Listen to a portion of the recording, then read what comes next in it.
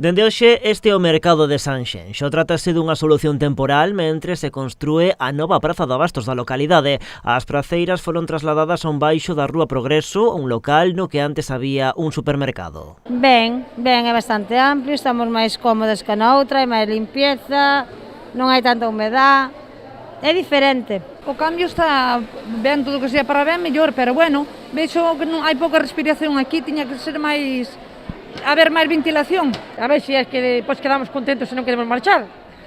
Ese é o problema. E vai, collemos moito cariño.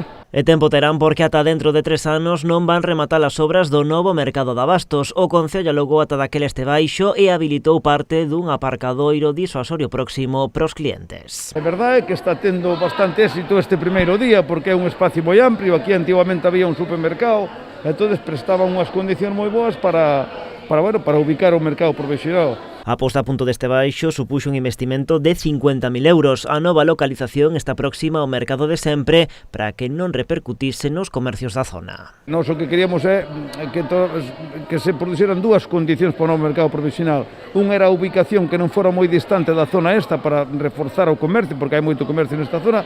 Eso conseguiuse. Outra era que tuvera unhas condicións, digamos, que non houbera que facer unha inversión moi grande para o mercado provisional. Ademais, calculase que o derribo do vello mercado comezará a finais deste mes, iso sí, condicionado por algún que outro problema co cableado eléctrico e telefónico.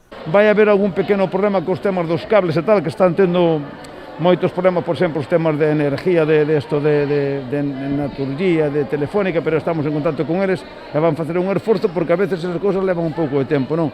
Se iso funcionara todo ben, neste mes creo que podíamos empezar a derribar. Unha vez en marcha, calcúlase que a demolición e retirada dos cascallos prolongarase durante 5 semanas.